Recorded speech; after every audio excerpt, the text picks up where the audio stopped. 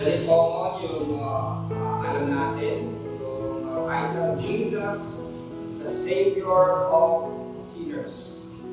So, alam po natin yung katotohanan na yan at gusto kong emphasize itong uniqueness ng Christianity in comparison sa ibang religions. Sa next slide, makikita natin dito yung concept ng Jesus Christ as Savior na magliligtas sa tao, very unique. Wala po itong kahintulad sa ibang mga religion. Kung halimbawa, tingnan natin yung Islam. Salvation is earned through faith, righteous deeds, and adherence to the 5 pillars of Islam, which include acts of worship, charity, fasting, and pilgrimage. So dapat gawin mo ang mga ito para ikaw ay maligtas kasama yung pilgrimage sa Mecca. Kaya ambisyon ng lahat ng mga Muslim na pupunta ron kasi kasama yun sa way ng kanilang kaligtasan. Wala yung concept na katulad ng isang Jesus Christ na mamamatay sa krus para tayo maligtas. Wala po ganung concept sila. Sa Hinduism, their concept of salvation leading to liberation or tinatawag nilang moksha is typically seen as a personal spiritual journey rather than reliance on a specific Savior. So, wala pong concept na may isang tagapagligtas na kanilang inaasahan katulad natin ng mga Christians. Sa Judaism, salvation is often associated with the idea of being in right relationship with God and following the ethical teachings of the Torah or the Pentateuch. Sa Buddhism naman, there is no savior figure, but Buddhists seek liberation from suffering through the enlightened path and the attainment of nirvana. And then dito rin sa Sikhism, sa mga Sikhism, salvation is achieved through devotion to God and living a truthful and righteous life. Ang point ko dito mga kapatid, yung Jesus as Savior, wala po silang concept na gano'n sa iba't ibang world religions. Ito po yung uniqueness ng Christianity na may isang Hesus Kristo na tagapagligtas sa mga makasalanan. Kaya dito sa next na slide, makikita natin dito yung pinaka-point natin, Jesus saves sinners. At ano ang itinuturo mula sa 1 Timothy 1:15-16 patungkol kay Jesus na tagapagligtas ng mga makasalanan. Una, basahin natin ang sabay-sabay. The general truth of Jesus saving sinners. Bali, makita natin dito yung pangkalahatan or the general truth about Jesus Christ saving sinners. Yung sinasabi ng Biblia, yung sinasabi ng passage natin. Now, una tingnan muna natin yung the universality of sin. Na ang kasalanan ay hindi lang sa isang grupo, kundi sa lahat ng tao. Sa Romans 3:23, sabi dito, basahin natin sabay-sabay, for all have sinned and fall short of the glory of God. So yun po yung tinatawag natin na universality of sin. Lahat ng tao, anumang race, anumang bansa na may tao, lahat makasalanan. Pilipino ka man, Amerikano ka man, Chinese ka man, Koreans ka man, British or whatever, all have sinned. Lahat ay nagkasala. Ito pa yung tinatawag natin na fallen condition ng sangkatauhan. Pag may mga race na lumalabas sa halimbawa sa Facebook o minsan nakita ko sa YouTube, nakita ko na mas marami yung mga lumalabas yung away ng mga nagsusuntukan, nagpapanggaan doon sa kalsada, yung nakikita mo talaga yung fallen nature. Nag-click naman ako sa YouTube, or pag nag-click pala sa Facebook, pag nag-click ka rin sa YouTube, halos pare-parehas na yung lalabas. Kaya nakikita ko itong mga nag-aaway ng mga hayop, yung mga leon, kinakain yung mga usa. Then lalabas naman yung mga kinakain din nila kahit malalaki, yung mga giraffe. Na kahit sa animal kingdom, makita mo yung fallen condition. Makita natin yung tao na makasalanan. Yung katotohanan na ang tao ay makasalanan noon at hanggang sa ngayon makikita natin ito. Whether saan ka mapadpad, yung universality of sin, makikita natin. At kahit tumingin tayo sa puso natin, minsan, sabi ni Pastor kanina, nagagalit na inis. Meron talaga yung human fallen nature ng isang tao. Lahat ng tao. Kaya po, dito sa passage natin sa verse 15, makita natin dito yung the purpose of Christ's coming. Okay, kung mababasa natin, masahin natin ng sabay-sabay. This saying is trustworthy and deserving of full acceptance. Christ Jesus came into the world to save sinners, and I am the worst of them. Okay, ang sinabi dito, trustworthy, tinranslate sa Tagalog na nabasa natin kanina na totoo. Ito yung totoo. Sa Griego, ito ay yung word na pistis, meaning it can be translated na trustworthy, faithful, reliable, meaning itong saying na ito, reliable. Totoo ito. At hindi lang totoo, kundi dapat tanggapin.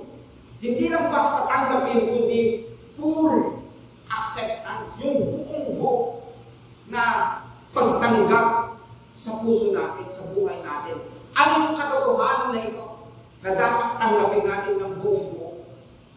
Christ Jesus came into the world to save sinners. Hallelujah. Ito po yung katotohanan na nais sabihin ni Pablo sa sinulatan niya na si Timothy. Dapat tanggapin ito.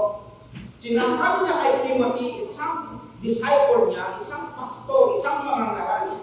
Sabi niya, ito yung totoo na dapat tanggapin. Habang tinatanggap natin, dapat tanggapin din ng iba. Natutunan natin ito, dapat matutunan din ng iba. It should be accepted fully, yung katotohanan na ito. Na si Yesu Kristo, si Jesus na Mesias, He came into the world to save sinners. Okay, tingnan po ninyo yung pag-emphasize dito. He came into the world. Meron siyang pinanggalingan. Kaya yung doktrina natin, na siya yung Diyos na naging tao. Sa John 1:1, in the beginning was the Word, and the Word was with God, and the Word was God. Pagdating sa John 1:14, and the Word became flesh. Naging tao. So ito yung Diyos na naging tao. At dapat tanggapin yung katotohanan na ito. At sabi dito, He came into the world. Anong purpose? To save sinners. Yan po yung sinaselebrate natin every Christmas season. Joy to the world, the Lord has come. Dumating ang tagapagligtas. Very basic na katotohanan na paulit-ulit nating napapakinggan. Pero ito yung pinaka-sentro ng mensahe ni Pablo. Christ Jesus came into the world to save sinners. So ito po yung general truth.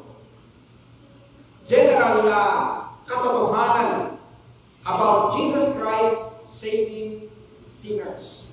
Tingnan natin yung Luke chapter 5, 31-32. Si Lucas naman. Tingnan natin yung similarity ng kanyang katuluan. Let's read na sabay-sabay. Jesus answered them, "It is not the healthy who need a doctor, but the sick. I have not come for the righteous, but sinners to repentance." Noong last Sunday, pagkatapos ng service natin, umuwi kami.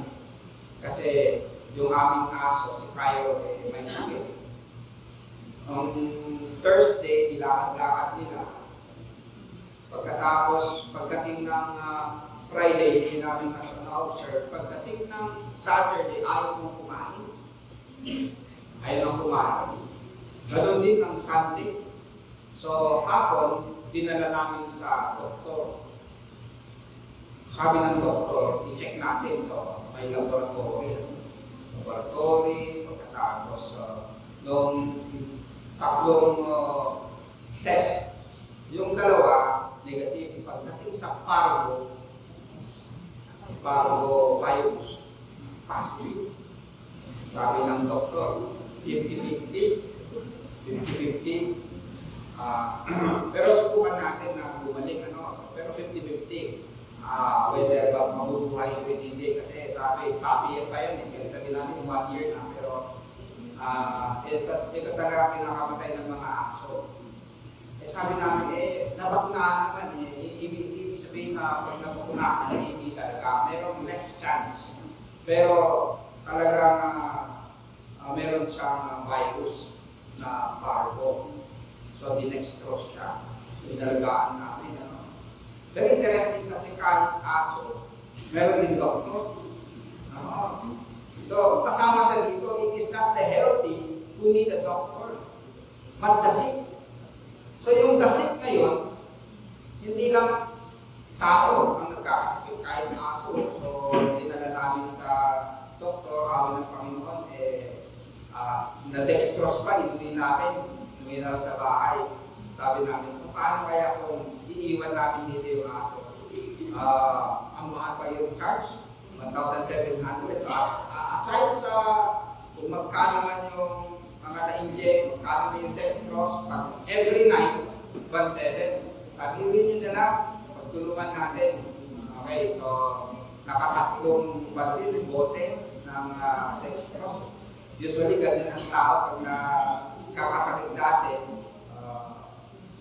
Dalawa text na yung bote bago bumalik.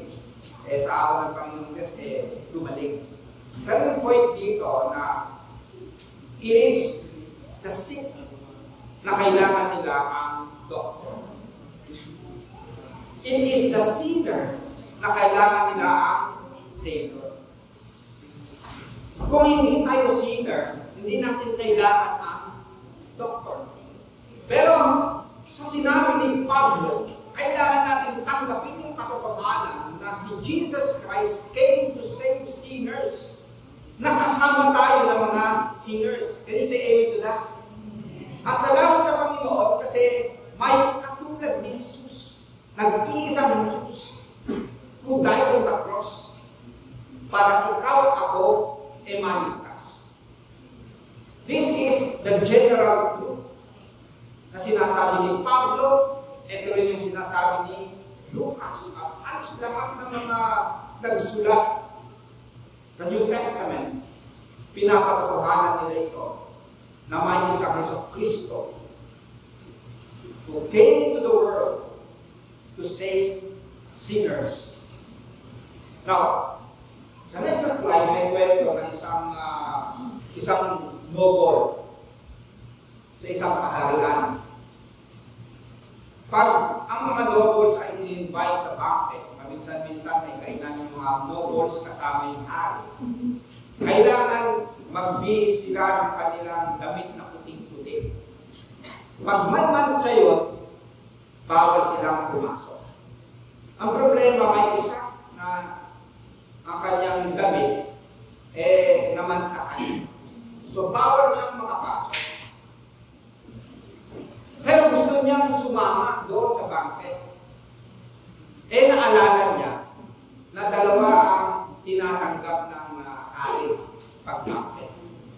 Yung isa, yung mga puting-puti, ang kanilang damit na walang mansa.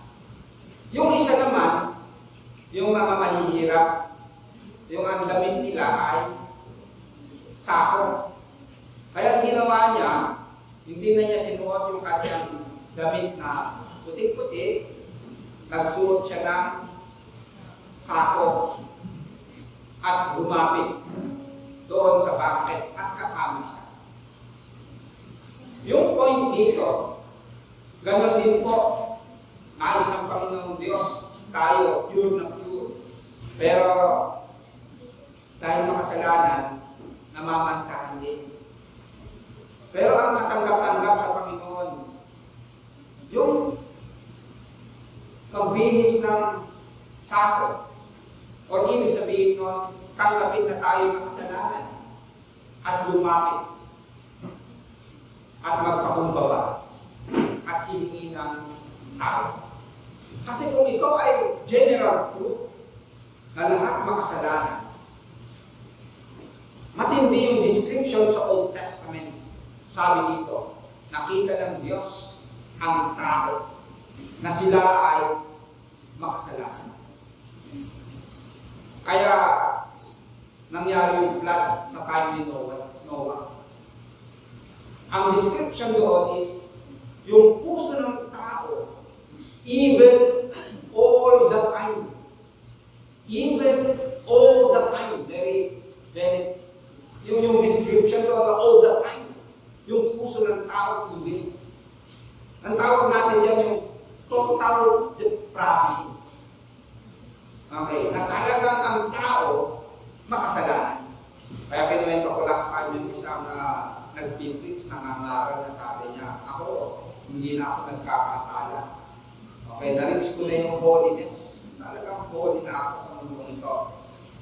Ang position kasi natin, meron tayo tinatawag na positional holiness. Ang holy talaga si Jesus. Ang tinitingnan ng Diyos ay yung holiness ni Jesus Christ. Yung holiness natin ay tinatawag na progressive holiness.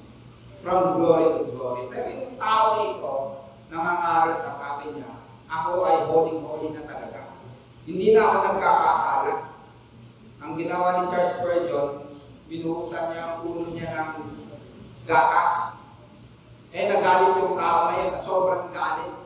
Sabi ng ni Charles Spurgeon, makita mo, yung katotohanan, kahit sinasabi niya na siya ay holy na talaga, ang katotohanan pa rin na sinasabi ng Bible, sinners pa rin tayo. Ang pag-asa na talaga natin ay si Jesus Christ. Can you say amen to that? Para iligtas tayo, para mapatawad tayo, ang pag-asa lang ay si Jesus Christ. Yung next na point dito ni Paul, the testimonial truth of a sinner being saved. Si Paul mismo, tinestify niya ang katotohanan ng pagliligtas. So, sabi niya, ito yung katotohanan. Okay, the general truth. Si Yesu Cristo, He came into the world to save sinners. Okay, yan yung general truth. Hindi siya tumigil doon. Tinestify niya sa kanyang buhay. Meron siyang testimony na siya mismo naranasan niya yung pagliligtas ng Diyos. The general truth should become personal truth para sa atin. Yung katotohanan na yun ay hindi lang basta idea, kundi dapat nararanasan natin at natetestify natin. Yan po yung sinabi ni Pablo. Ito po ang sabi niya. Tingnan po natin sa next slide.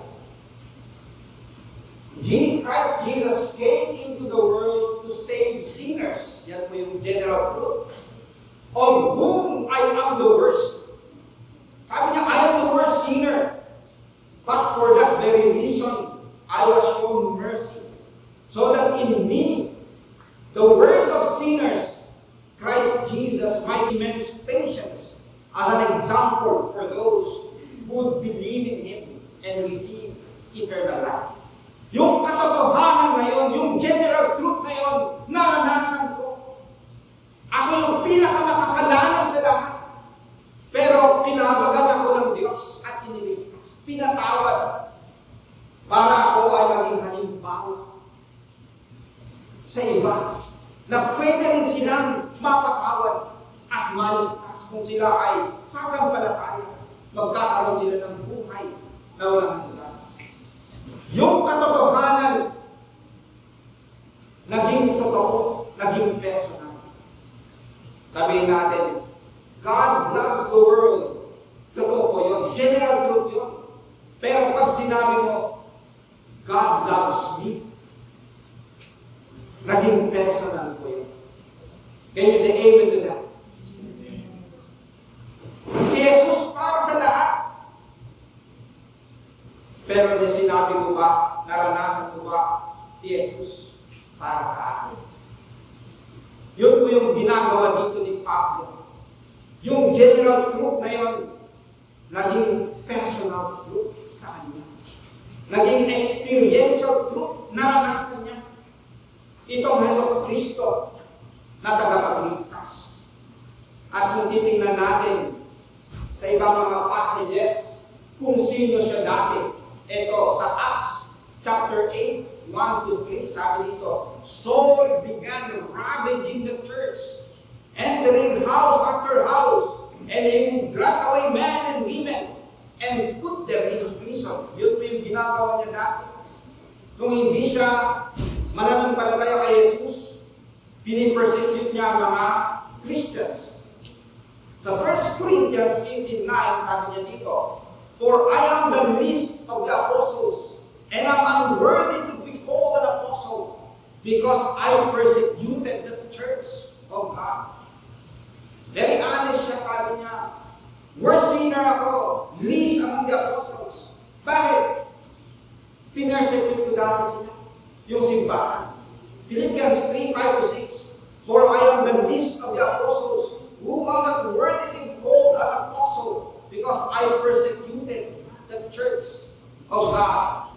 Sa Galatians 1:19, For you have heard of my former way of life in Judaism, that I was persecuting the church of God beyond all measure and trying to destroy it. Yun po yung naging buhay ni Pablo. At alam natin sa book of Acts, siya po yung nagbigay pahintulot kasi James ay mamatay. Binato ng mga tao si James. So makita natin mga kapatid dito, yung testimony ni Pablo na dati siyang makasalanan pero niligtas siya ni Jesus Christ. Kinakabagan siya. Nung papunta siya ng Damascus, alam natin, nakita niya yung liwanag. Doon siya nagulat. Nakita niya si Jesus. Doon siya na-convert. Kinakabagan siya ng Panginoong Jesucristo. Kaya may nakita ako, basahin ko, every saint has a past, and every sinner has a future. Okay, so katulad ni Pablo, Saint Paul tawag natin, pero may pinagdaan, isang makasalanan, sabi mo, worst of sinners.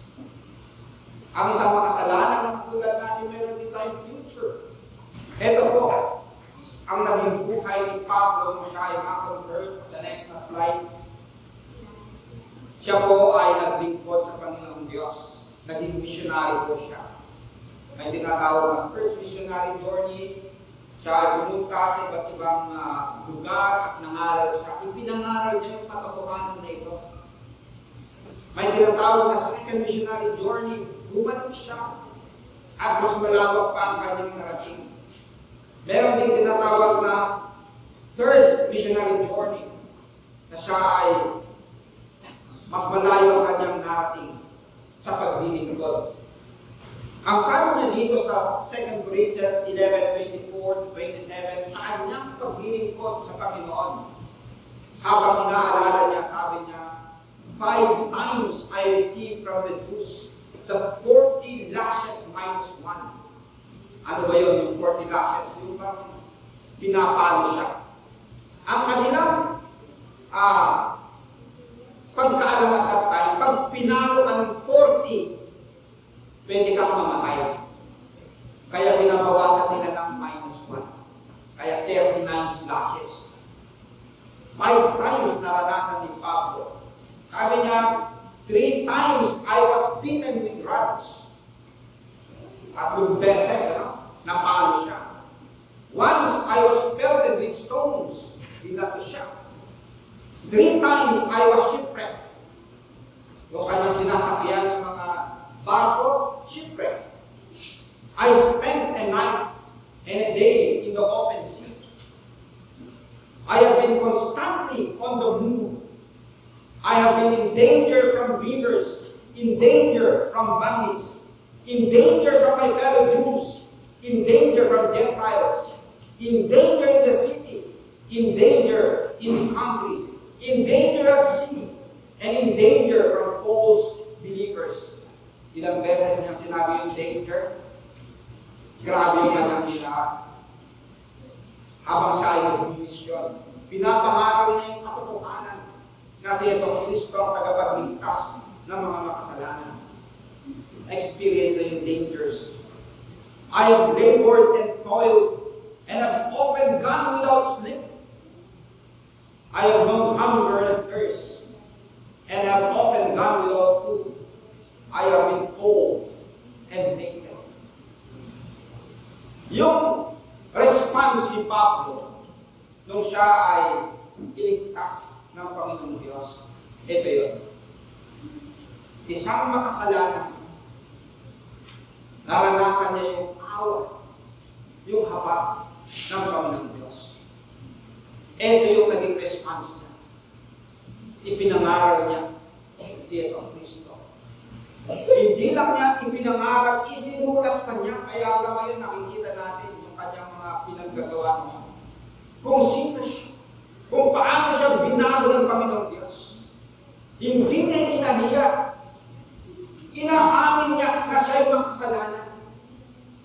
Ang kanyang ipinagmamalaki yung ginawa ng Panginoong Diyos sa kanyang buhay. At handa siyang mag-suffer. Mapaglingkuran lang ang nagligtas sa kanya. Ang application natin, mga kapatid, there are countless individuals who, like ourselves, desperately need the saving grace of Jesus Christ. Ang dami pong nangangailangan ng kaligtasan ni Jesus Cristo. Baka meron kang kilala na gusto mong ipanalangin. Gusto mong ipag-pray na makilala rin nila ang Panginoon Diyos.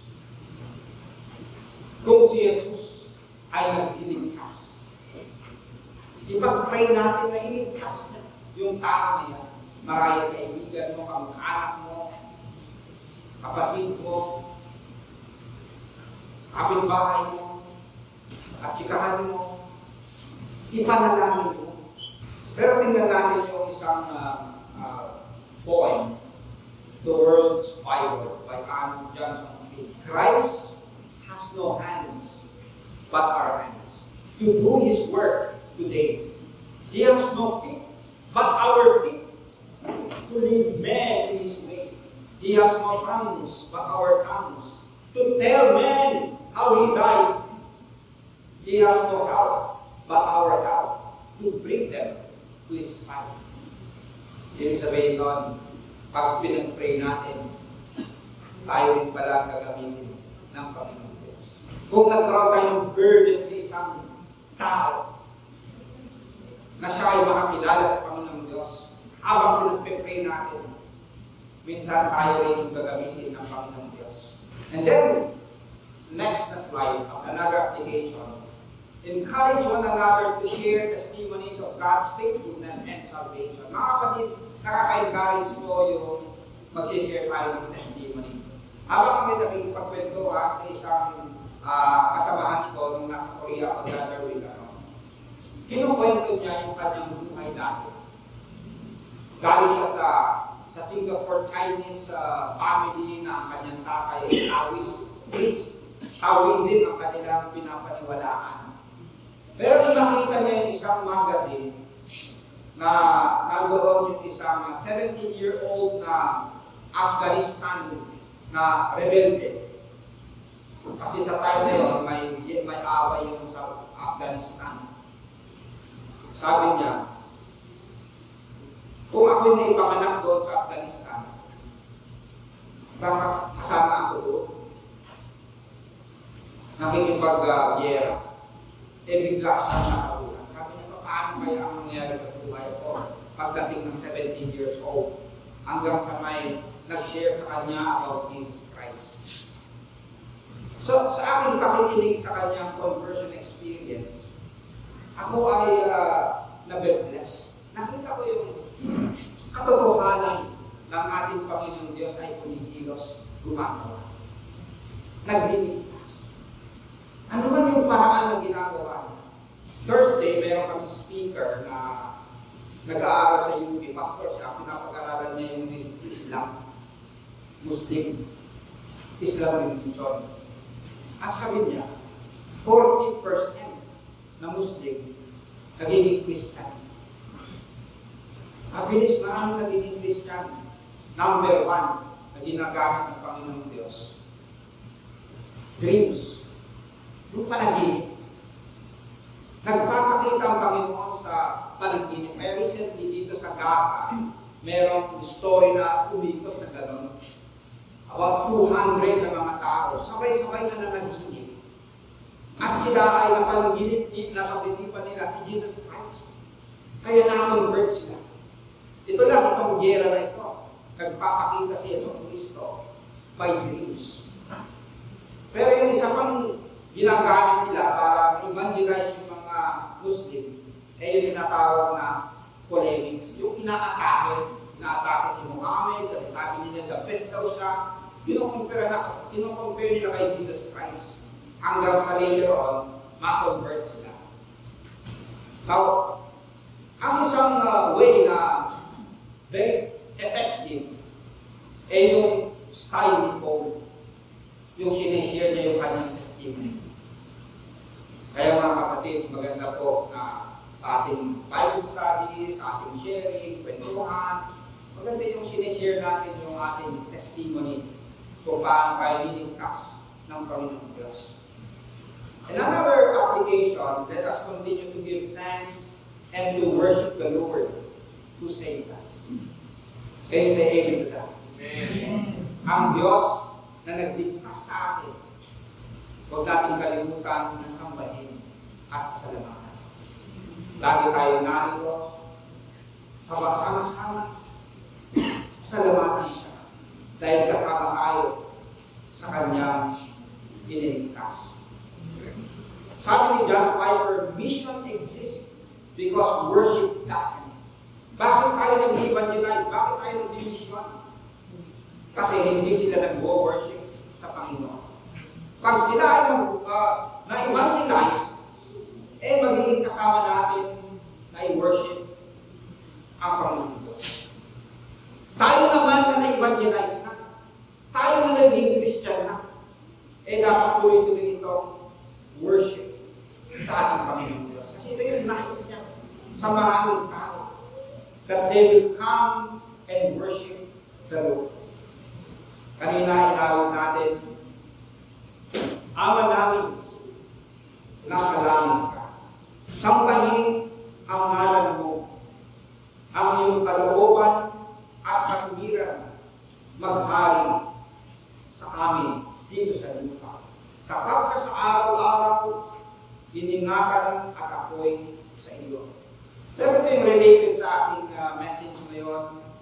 Hinugasan ang kasalanan, pinatawad noon, ngayon, at kailanman. Napakalalim na katuluan ko ito ay tinatawag natin na once na ikaw ay naligtas na patawad, forever na yan. Kasi tingnan po ninyo, hinugasan ang kasalanan, pinatawad tayo noon. Pinatawag tayo ngayon. At kailanman. Yun yung pagpapatawad ni Yesu Kristo na ating naranasan. Kaya ang response natin, kapangyarihan, kaluwalhatian, karangalan, sayo. Ako'y binago, binihisan, tinawag mo akong anak. Ang iyong pagpapala, lupang nakikita, ang kabutihan mo sumasama.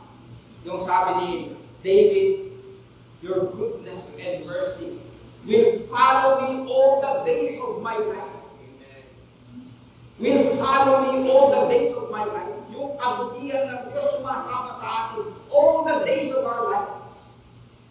Tapat ka sa araw-araw. Iningatan at ako'y sa iyo. Yes, mga kapatid, kung ikaw ay hinugasan ng kasalanan, kung ikaw ay pinatawad noon, ngayon at kailanman, awitan natin siya, i-worship natin, kilalanin natin ang kanyang kapangyarihan, kaluwalhatian, at karangalan. Ngayon po yung response natin, inaniyahan ko yung ating worship leaders.